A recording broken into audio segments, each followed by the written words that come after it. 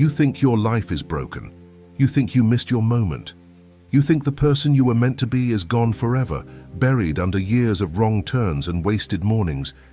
But you are wrong. You are wrong about all of it. The life you think collapsed did not collapse, it was cleared.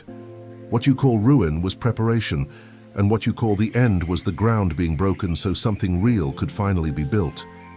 Here is the truth you have never been told. You were never meant to fix the old version of yourself. You were meant to rebuild. There is a difference, and that difference is everything. Fixing patches the same broken structure. Rebuilding tears down what was never strong enough to hold your future and raises something that can. There is a force that moves the moment you decide to rebuild. Silent, invisible. It does not announce itself. It does not wait for you to feel ready. It begins the instant your will turns from mourning what was to constructing what will be. I call it the rebuilding current. It is the quiet power that flows through every person who stops asking why they fell and starts asking what they will build. Most people never feel it, because they spend their whole lives standing in the rubble, staring backward, waiting for the past to apologize. You do not rise by remembering who you were. You rise by deciding who you will become. You are not what happened to you. You are what you build after it. And here is what you must understand, because it will cost you everything if you ignore it. The person who refuses to rebuild does not stay the same. They decay. Every day you wait, the rubble settles heavier. Every morning you sleep through, another piece of your calling grows cold. The tragedy is not that you fell. The tragedy is that you can spend the rest of your life lying in the wreckage of a single season, calling it your whole story. So let me ask you something, and do not answer it yet. Answer it when the video is done, when you have felt every word settle into your bones. What would you build tomorrow morning if you truly believed the ruins behind you were never your ending, but your foundation? Let me tell you what happens in the quiet hours, in the moment before the sun rises, when the world is still asleep and you are lying there with your eyes open. That moment belongs to you. That is the moment of rebuilding, and most people surrender it without a fight. They wake and immediately reach for the noise, the phone, the news, the endless scroll that fills their mind with other people's lives so they never have to face the ruins of their own. But you were not created to numb yourself awake. You were created to rise. There is a man in the ancient scriptures named Nehemiah. He heard that the city of his fathers, Jerusalem, lay in ruins. Its walls were broken down and its gates were burned with fire. And when he heard it, he sat down and wept. He mourned for days. That is where most people stay. They hear that their life is in ruins and they sit down in the ashes and they stay there. But Nehemiah did something different. He rose. He said, "Let us rise up and build."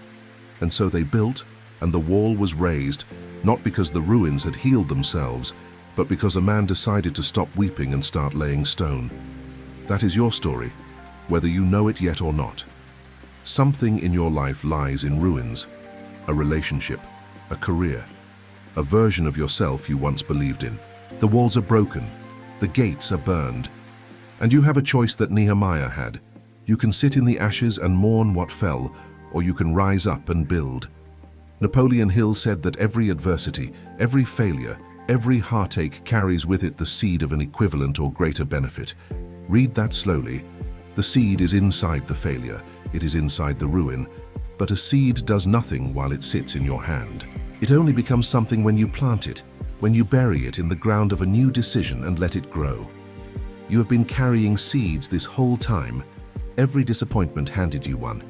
Every closed door pressed one into your palm.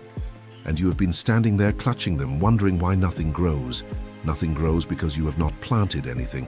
You have only been holding your pain, examining it, replaying it, asking it questions it will never answer.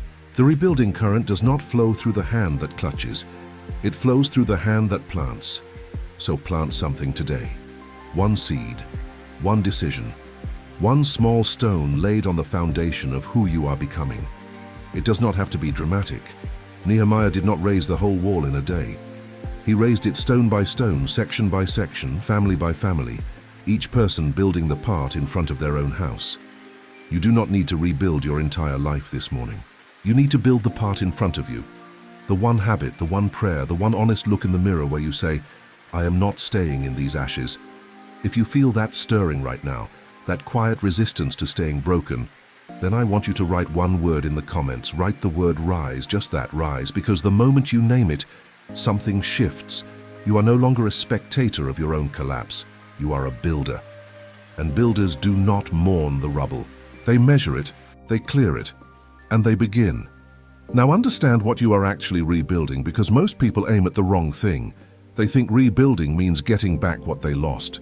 Getting back the money, getting back the person, getting back the position. But that is not rebuilding, that is nostalgia dressed up as ambition. You are not here to restore the old life. You are here to become someone the old life could never contain. The scriptures tell us that the glory of the latter house shall be greater than the glory of the former. Think about what that means for you. The thing you rebuild is not meant to look like what fell. It is meant to surpass it. The new you is not a repaired version of the old you. It is a greater house entirely, built on a foundation the old you never had, because the old you had never been broken enough to dig deep. This is the secret that the comfortable never learn. Depth of foundation is determined by depth of breaking. The person who has never been shattered builds on the surface because they never had a reason to dig. But you have been broken open. The ground of your soul has been torn up. And that torn ground, that is where a real foundation goes. Napoleon Hill spent 20 years studying the most successful people alive, and he found that nearly every one of them had been through a defeat so total it should have ended them. He said that most great people have attained their greatest success just one step beyond the point where defeat had overtaken them. One step beyond. Not one step back. Not one step to the side. One step forward, through the very place where everything fell apart. You are standing at that place right now. This is the point where defeat overtook you, and every instinct in you is screaming to retreat, to numb, to quit, to accept that this is simply who you are now. But the whole game, your entire future, is decided by whether you take one more step forward from exactly here. Not from a better position, not from a healed heart, from right here, in the rubble, with the taste of failure still in your mouth. That is where builders are made. Let me show you what this looks like in the body, in the ordinary machinery of a human waking up. When you sleep, your brain does not simply shut off. It sorts, it files, it decides which thoughts to strengthen and which to let fade. And the last thoughts you carry into sleep are the ones it works on all night long. This is not mysticism. This is how you were made. The mind you fall asleep with is the mind that gets reinforced while you are unconscious. So the person who falls asleep rehearsing their ruin wakes up with the ruin more deeply carved into them. And the person who falls asleep laying one stone of a new vision wakes up with that vision a little more real. This is why rebuilding is not a daytime activity. It begins in the dark, in the last conscious moment before sleep, and it continues in the first conscious moment after waking. Those two moments are the gates of your mind, and whatever you send through them shapes everything in between. Jesus said that whatever you ask for in prayer, believe that you have received it, and it will be yours. Believe that you have received it. Past tense, already done. He was teaching you to fall asleep as though the thing is already built, so that the deep mind, the part that never sleeps, spends the night making it so. So tonight, before you close your eyes, do not review the wreckage. Do not count what you lost. Instead, close your eyes and see one wall standing where there is now only rubble. See yourself waking up as the person who builds. Hold that image until sleep takes you, and trust that the quiet current will keep working long after your thoughts go silent. Now we come to the hardest part of rebuilding, the part almost no one talks about. Before you can build the new, you have to demolish the old. And the old is not the outside circumstances. The old is inside you. It is the identity you built around your failure. It is the story you tell yourself in the shower, in the car, in the silence. The story that begins with the words, I am the kind of person who. I am the kind of person who never finishes. I am the kind of person who always gets left. I am the kind of person who was never meant for more. That story is the true ruin, not your circumstances. Your circumstances are just the shadow of that story cast onto the world. You cannot build a new life on an old identity. It will not hold. You will earn the money and lose it, because the person you believe yourself to be cannot carry it. You will find the love and sabotage it, because the person you believe yourself to be cannot receive it. Napoleon Hill said that you are the master of your fate and the captain of your soul because you have the power to control your own thoughts. The word he used was power. You have the power, not the wish, not the hope. The actual power to demolish the old identity and lay a new one in its place, one thought at a time, one declaration at a time, one refusal at a time. And this is where the fear rises. Because tearing down the old identity feels like dying. It is supposed to. The old self does not go quietly. It will whisper that this is foolish, that you have tried before, that people like you do not change, that you are only setting yourself up for a deeper fall. Listen to me. That voice is not your protector. That voice is the rubble talking, trying to convince you to lie back down in it. The rubble has a voice, and its only goal is to keep you buried. The Apostle Paul wrote that if anyone is in Christ, he is a new creation. The old has passed away, behold, the new has come, a new creation. Not a renovated one, not a slightly improved one, new. And notice, the old has passed away. It is spoken as finished. This is the language of a man who understood that rebuilding begins with a funeral. You bury the old self. You speak of it in the past. You stop letting it drive. And in the empty space where it used to live, you build someone new by the words you speak, and the images you hold and the actions you take before you feel ready. Let me give you something to hold on to in that empty space, because emptiness is frightening, and the old self will try to rush back in to fill it. When you tear down the old identity, you must immediately fill the space with a new declaration, or the rubble returns. So here is the practice, and I want you to actually do it, not just hear it. Put your hand on your chest right now. Feel it rise and fall. And say these words with me, out loud if you can, in your spirit if you cannot. I am not who I was. I am being rebuilt. What broke me did not end me. It uncovered the foundation I was always meant to build on. I rise. I build. I do not return to the ruins. Say it again if the first time felt hollow. It is supposed to feel hollow at first. You are speaking into a space the old self used to own, and it echoes because it is empty. But every time you say it, you fill a little more of that space, until one day you wake up and it is no longer a declaration you are making. It is simply who you are. If those words moved something in you, if you felt the smallest crack in the old story, then type 2 words in the comments right now. Type, I rise. Not because I asked, but because naming it out loud, even in a comment, is you laying a stone in front of witnesses. And a wall built where others can see it is a wall you are less likely to abandon. There is a moment in the story of every person who rebuilds when they realize they are not building alone. This is where the rebuilding stops being a lonely act of willpower and becomes something more, something almost holy. Because the rebuilding current is not only inside you, it is around you. It is the quiet arrangement of circumstances that begins to move the moment your inner world shifts. Doors you did not knock on begin to open. People you did not seek begin to appear. Ideas you did not chase begin to arrive, often in the shower, often on a walk, often in the half-sleep of early morning. This is not luck. This is what happens when a rebuilt mind starts sending a different signal into the world. Consider the story of Joseph, sold by his own brothers, thrown into a pit, carried off to a foreign land, falsely accused, locked in a prison for years for a crime he did not commit. If any life ever lay in ruins, it was his. And yet the scriptures say something remarkable in the middle of all that darkness. They say the Lord was with Joseph, and he was a successful man, in prison, in chains. Still called successful, because success was never about his circumstances. It was about who he was becoming inside them. Joseph did not waste his ruin. In the pit, in the prison, he was being built into the man who could one day stand before a nation and save it from famine. The prison was not the interruption of his destiny. The prison was the construction site. Your ruin is your construction site. Read that again. The place where your life fell apart is the exact place where your greater self is being assembled. Napoleon Hill said that patience, persistence, and perspiration make an unbeatable combination for success.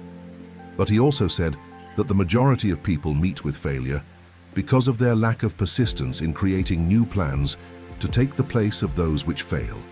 Listen to that. Not lack of talent, not lack of luck.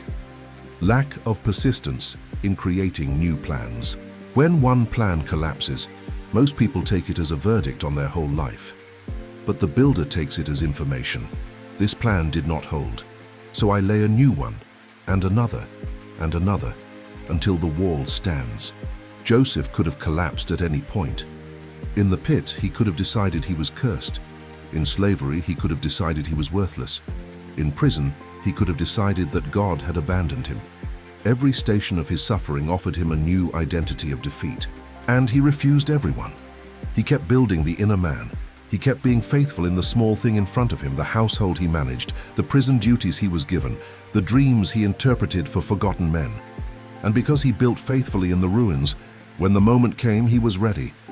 The man who steps into his destiny is always the man who kept building while no one was watching. This is the part that separates those who rebuild from those who merely wish to. The building happens in obscurity. It happens in the months when no one claps. It happens in the mornings when you rise and do the small, faithful thing and nothing visible changes, and you do it again the next day anyway.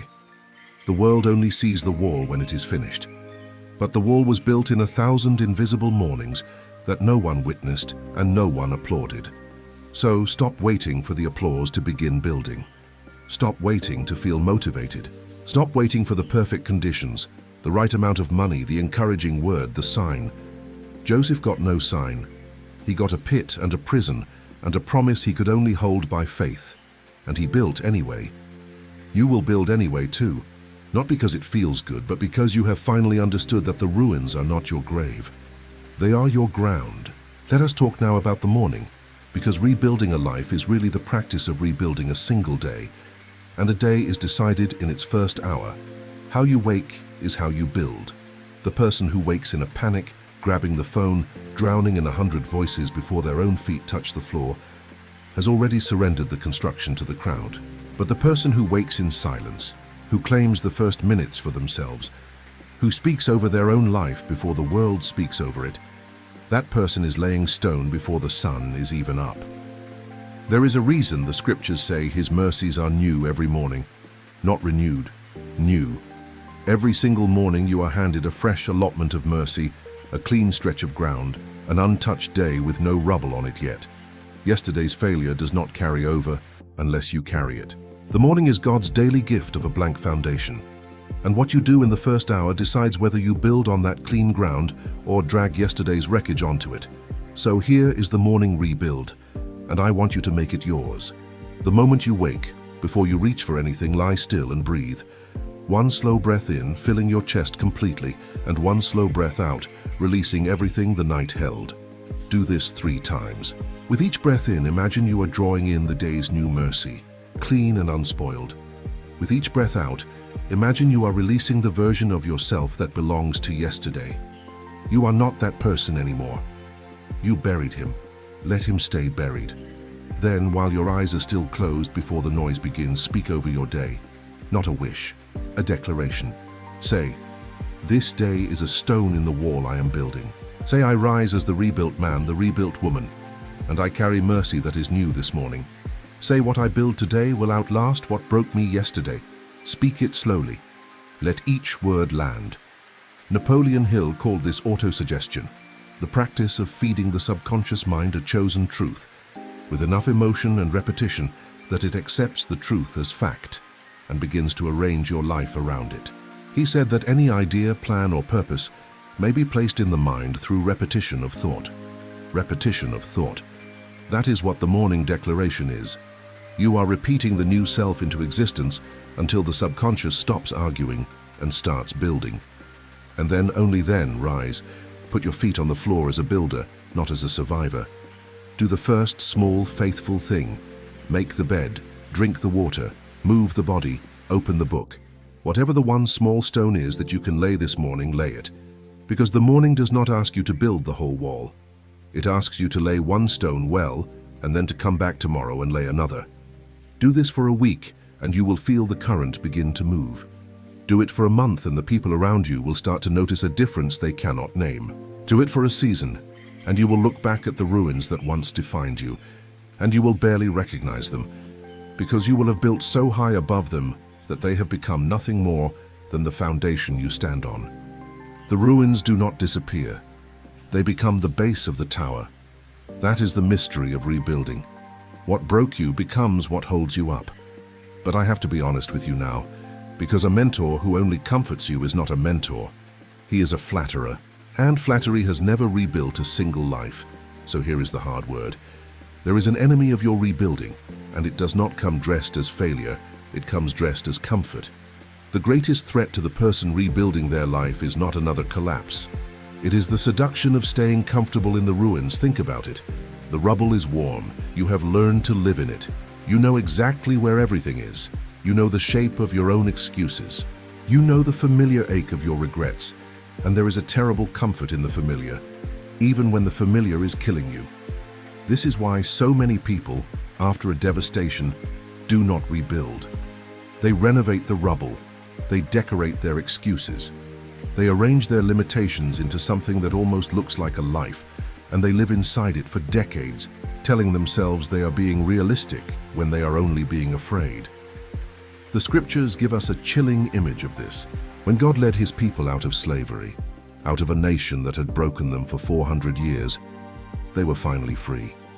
And yet, in the wilderness, when things got hard, they began to long for the very slavery they had escaped.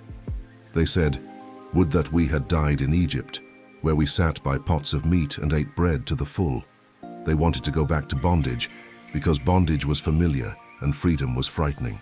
A whole generation died in the wilderness, not because the enemy defeated them, but because they could not release their grip on the ruins behind them. They were free, and they chose the rubble anyway. Do not be that generation. Do not spend your one life longing for the comfortable prison you were finally released from. Napoleon Hill said that the starting point of all achievement is desire, and he warned that weak desires bring weak results, just as a small amount of fire makes a small amount of heat. Your desire to rebuild must burn hotter than your desire to stay comfortable.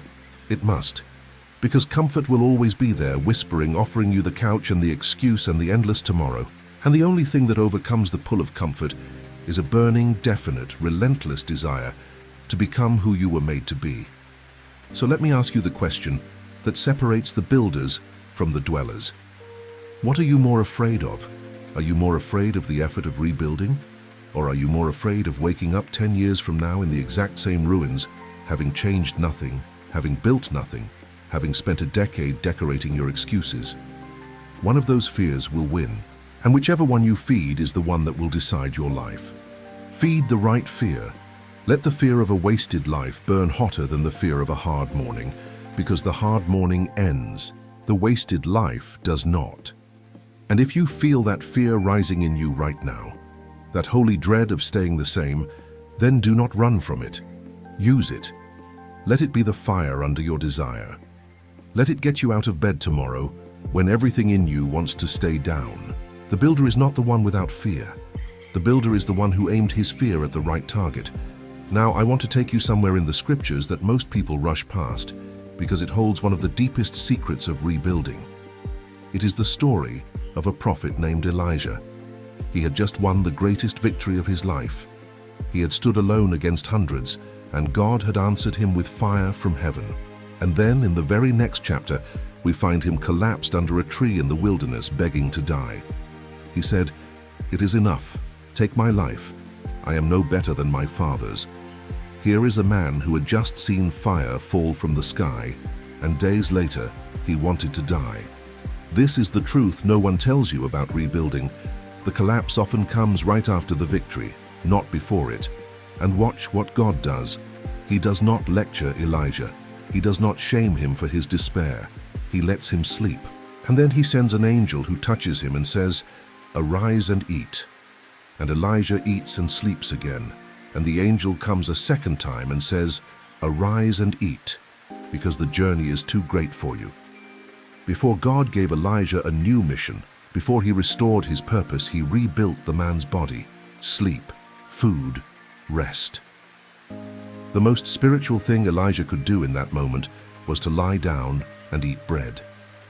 I tell you this because some of you are trying to rebuild your entire life on an empty body and a shattered nervous system, and then you wonder why your faith feels thin. Sometimes rebuilding is not a grand declaration. Sometimes it is sleep. Sometimes it is a real meal. Sometimes it is finally letting your body rest after years of running on fear. Do not despise the small physical foundations. The prophet who called down fire needed a nap and a piece of bread before he could go on. You are not weak for needing the same. You are human. And the God who made you knows exactly what a human needs before he can build again. And then, after the food and the rest, God does something even more instructive. He does not appear to Elijah in the wind, though there was a great wind that tore the mountains. He does not appear in the earthquake. He does not appear in the fire. He appears in a still, small voice, a whisper. The God who rebuilds you speaks not in the drama, but in the quiet. And this is why your mornings matter so much. This is why the silence matters. If you fill every moment with noise, you will never hear the still, small voice that tells you what to build next. The blueprint is spoken in a whisper, and whispers cannot be heard over the roar of a distracted life. So build in the quiet what will one day stand loud. Napoleon Hill understood this. He wrote about a faculty he called infinite intelligence, and he taught that the subconscious mind, when quieted and directed, becomes the connecting link to a wisdom far greater than our own. He said that through the aid of the sixth sense, you will be warned of dangers in time to avoid them and notified of opportunities in time to embrace them. But that faculty only speaks to the quieted mind. The frantic mind is deaf to it. The still mind hears everything. This is your invitation to stillness, not as an escape from your rebuilding, but as the very engine of it.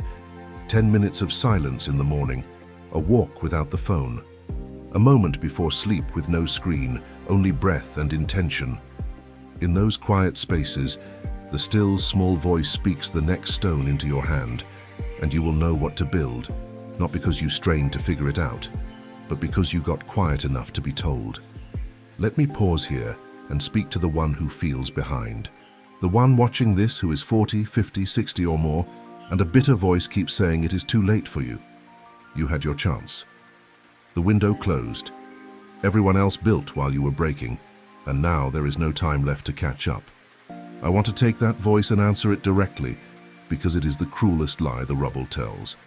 It is the lie designed to keep you buried until the grave. Moses was 80 years old when he stood at the burning bush and heard God call him to the greatest work of his life. 80. He had spent 40 years as a prince, and it fell apart.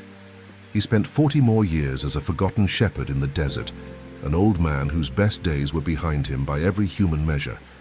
And it was precisely then, when the world had written him off, that his true purpose began. His first 80 years were not wasted. They were the foundation. The palace taught him leadership. The desert taught him humility. And only a man who had learned both could lead a nation out of bondage. Everything that looked like delay was preparation. So do not tell me it is too late. You are not behind. You are being prepared. The years you think you wasted were digging the foundation deep enough to hold what is coming. Napoleon Hill said that our only limitations are those we set up in our own minds. The limitation of age, the limitation of it being too late, the limitation of having missed your moment. These are not walls in the world. They are walls in the mind. And what the mind builds, the mind can tear down.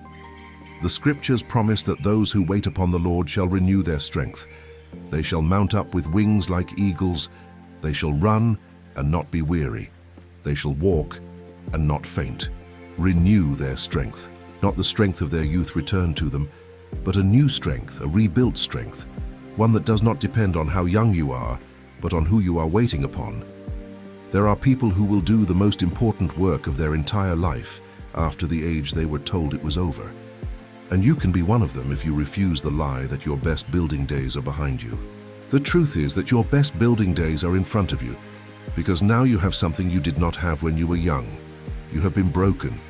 You have been tested. You have watched things fall apart and survived it. That survival is not a scar. It is a credential. The young builder builds on theory. You build on scar tissue, on hard experience, on a foundation of things you actually lived through. That makes you more dangerous to your own limitations, not less. The best time to build was 20 years ago. The second best time is the morning you are living in right now. So whatever your age, whatever your season, hear this. The current does not check your birth certificate. It flows through anyone who decides to build. It flowed through an 80-year-old shepherd at a burning bush.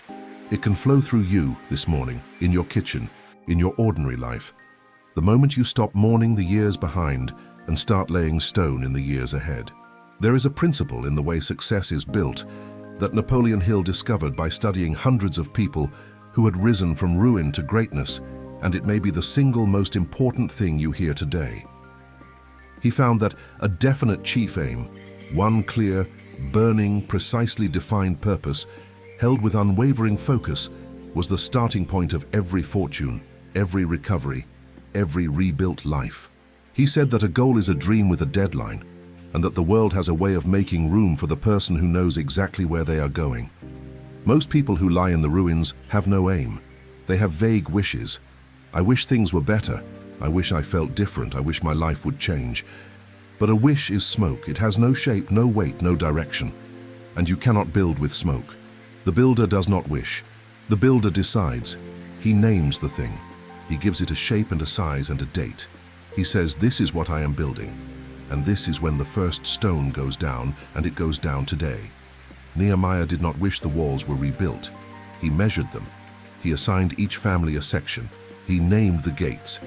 He put the vague longing into a definite plan, and the definite plan is what moved the invisible current into visible stone. Vagueness is the language of the person still lying in the rubble. Definiteness is the language of the builder on his feet. So take a moment right now and get definite. What specifically are you rebuilding? Not everything. One thing, the one wall that matters most. Is it your health? Then name the exact first stone. Is it your faith? Then name the exact daily practice. Is it your work, your calling, your relationships? Whatever it is, strip away the fog and speak one definite thing you will build, and one definite time you will begin.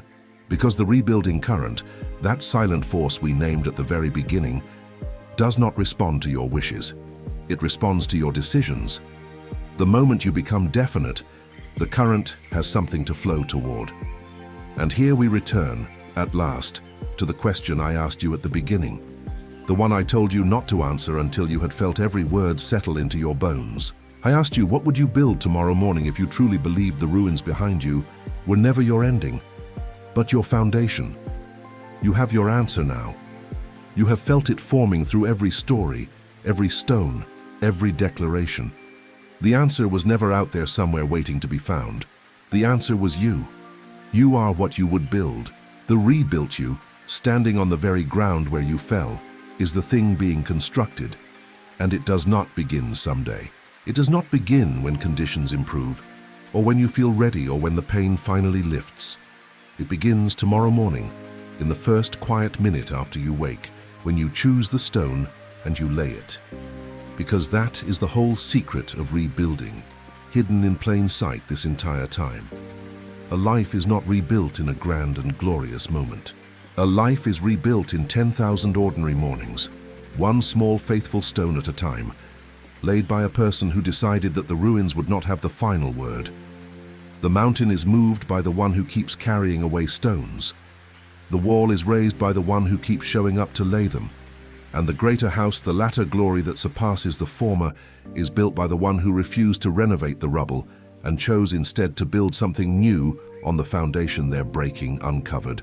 Now let us build the practice that will carry all of this out of your ears and into your life, because a truth you only hear is a truth you will lose by tomorrow. A truth you practice becomes a truth you become. So I am going to give you a rebuilding rhythm, 3 moments in the day, and if you hold to them, they will remake you from the inside out. The first moment is the waking. We have spoken of it, but now hold it as sacred.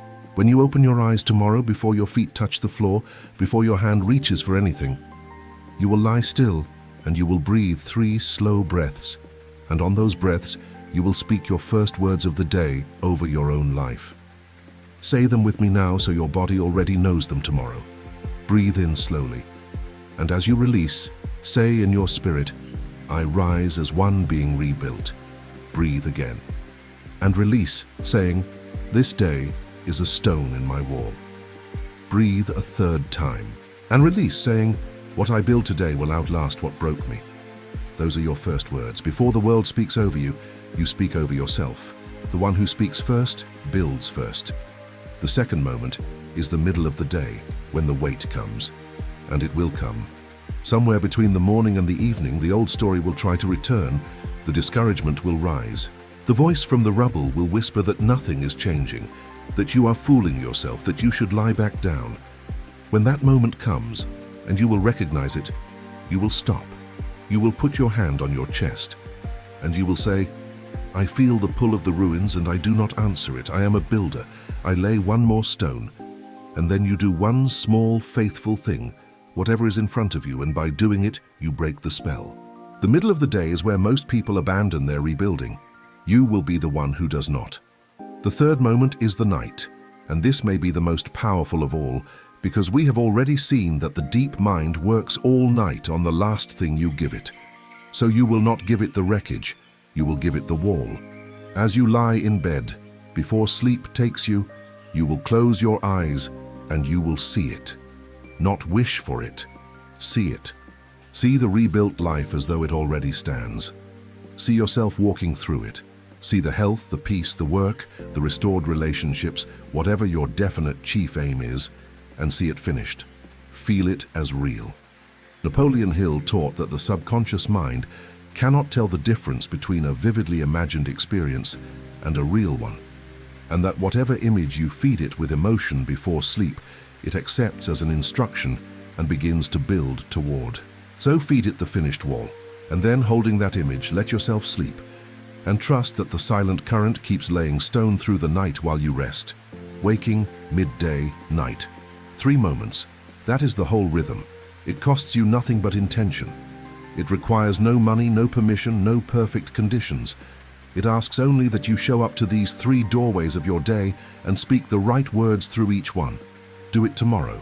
Do it the next day. Do it when you believe it. And do it especially on the days you do not. Because the days you do not believe it and build anyway are the days that build the most. Faith is not built on the days it comes easy. Faith is forged on the mornings you rise in the dark and lay the stone before you feel a single thing. I want to speak now to the loneliness of it, because there is a loneliness in rebuilding that no one warns you about. When you begin to change, when you begin to rise from the ruins, not everyone will celebrate you. Some of the people who knew you in your brokenness were comfortable with you there. Your ruin made them feel better about their own. And when you start to build, when you start to speak differently and rise earlier, and refuse the old story, some of them will pull at you. They will call it a phase. They will remind you of who you used to be.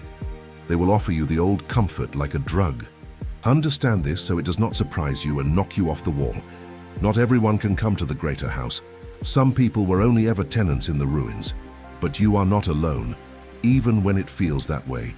The scriptures tell us that God is near to the brokenhearted and saves the crushed in spirit. Near to the brokenhearted.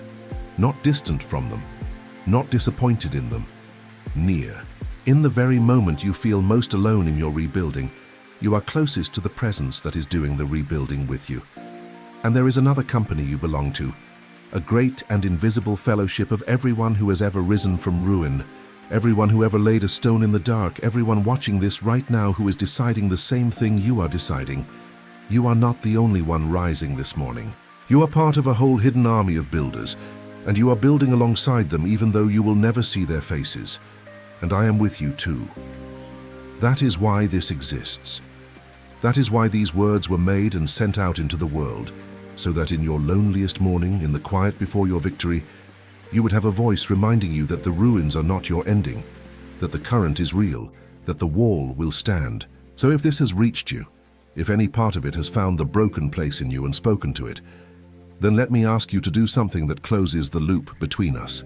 In the comments, write the words, I am being rebuilt. Write it as a declaration, not a hope. Because when you write it, you are not only telling me, you are telling your own subconscious, in front of witnesses, that the old story is over and the building has begun. And you are laying a stone in someone else's wall, because a stranger scrolling in their own ruins will read your words and find the courage to rise. That is how builders build. Together, in the open, refusing the rubble out loud. And while your heart is open, take one more moment with me. If this message has stirred something real in you, do the small things that let it reach the next person who is lying in their ashes right now, waiting for a word like this. Tap the like, because it carries this to another broken heart who needs it. Subscribe and turn on the bell, because this is not a single message but a rhythm, and the person you are becoming will need to be reminded morning after morning that the building continues. Share it with the one you know is in their ruins, the friend, the brother, the sister, the one who went quiet, because your share might be the stone that gets them off the ground. You are not just watching a video, you are joining a work, and every hand that joins makes the wall rise faster for everyone. Let me give you the final secret, the one that ties every stone together, because without it, you might build the wall and still feel empty inside it. The secret is this: you are not the builder alone. You are being built. There is a difference, and it is the difference between striving and surrender, between exhaustion and rest. When you think you are the only builder, every stone rests on your strength and your strength runs out. But when you understand that a greater hand is building through you, that the current is not something you generate, but something you yield to, then the whole weight shifts. You do your part, the showing up, the stone in front of you, the definite decision, and the outcome, the timing, the greater house you cannot yet see, that belongs to the one who never sleeps. The scriptures say it plainly: unless the Lord builds the house, those who build it labor in vain. Read the promise inside that warning. When the Lord builds the house, your labor is not in vain, your rising is not wasted, your stones are not falling into emptiness. There is a design you cannot see from where you stand, a blueprint being followed by a wisdom greater than yours, and every faithful morning you offer is being fitted into a structure more beautiful than you could have planned. Your job was never to see the whole building. Your job was to lay your stone in faith and trust the architect with the rest. Napoleon Hill, at the very end of all his study of successful people, arrived at something that sounds less like business and more like worship. He wrote that faith is the head chemist of the mind, that when faith is blended with thought, the subconscious instantly picks up the vibration and transmits it to infinite intelligence.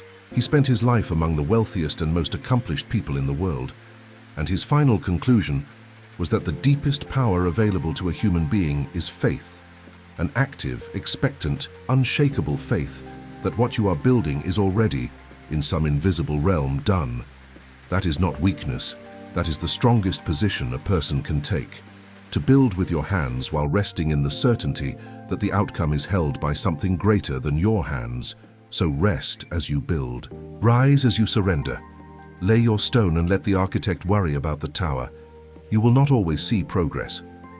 There will be mornings when the wall looks exactly as it did yesterday, when it seems like nothing you do makes a difference. Those are the mornings faith is for. The wall grows even when your eyes cannot measure it, the same way a tree grows without ever appearing to move. And one day you will look up, and where there was once only rubble, there will be a structure you did not consciously build, raised stone by stone in 10,000 ordinary mornings, standing on the very ground where your old life fell. So here we are, at the end of this, which is really the beginning of everything. Look back at where we started. You thought your life was broken. You thought you missed your moment. You thought the person you were meant to be was gone forever. And now you know the truth. Nothing was broken that was not meant to be cleared. Nothing collapsed that was not making room. The person you were meant to be was never buried in the past. That person is standing in front of you, in the future, waiting to be built. And the only thing between you and them is the next stone you decide to lay. You are not the wreckage of what happened to you. You are the builder of what happens next. What broke you did not end you. It uncovered the foundation you were always meant to build on. And the silent current, the rebuilding current we named at the very start, is already moving, already arranging, already working through the quiet hours while the rest of the world sleeps in their ruins. It is waiting for one thing only. It is waiting for you to rise, so rise. Tomorrow morning, before the light, before the noise, before the old voice can speak, rise and lay one stone, and the morning after that, rise and lay another. Do not wait to feel ready. Readiness is a thing you build, not a thing you wait for. Do not wait for the ruins to stop hurting. Build while they still hurt, and one day you will look down and realize they stopped hurting a long time ago, because you built so far above them. You will run and not grow weary. You will walk and not faint. You will mount up with wings like eagles, not because your strength returned, but because you learned to wait on a strength that never runs out. And now, before you go, let us seal this together, because the current runs stronger when many hands take hold of it at once. In the comments, write these words as your own declaration to heaven and to yourself. Write, I am being rebuilt, and I rise. Write it and mean it, because the moment you name it in front of witnesses, the old story loses its grip and the new one takes root. If this reached the broken place in you and spoke life to it, tap the like so it finds the next person lying in their ashes tonight. Subscribe and turn on the bell because you were not made to hear this once. You were made to be reminded, morning after morning, that the building continues and the ruins do not get the final word. And share it with the one you love who went quiet, the one whose light dimmed, the one you think of right now, because your share might be the very stone that gets them off the ground. You came here in ruins. You do not leave the same. You leave as a builder, with the first stone already in your hand and the current already moving beneath your feet. The old is buried, the new has come, and tomorrow morning, when you open your eyes, you will not reach for the wreckage. You will rise. You will build. And you will not return to the ruins, not tomorrow, not ever again. Now go and build the greater house. It is already yours. It always was. Before you rise from where you are sitting, stay with me one breath longer, because there is one more thing your soul needs to hear settle. The rebuilding you are about to begin will not always feel like power. Some mornings it will feel like the smallest, most fragile act in the world. You will lay one stone, and the wind of your doubts will howl, and you will wonder if it even matters. Hear me. It matters more than the loud victories ever will. The kingdom of God, Jesus said, is like a mustard seed, the smallest of all seeds, and yet it grows into the greatest of the garden plants, so that the birds of the air come and nest in its branches. Your smallest faithful morning is that seed. Do not measure it by how it feels. Measure it by what it becomes. The tiniest stone laid in faith day after day becomes a wall no storm can throw down. And the person who understood that, the person who kept laying the small seed when no one clapped and nothing seemed to change, is the person who wakes up one season later, standing inside a life they once thought was gone forever.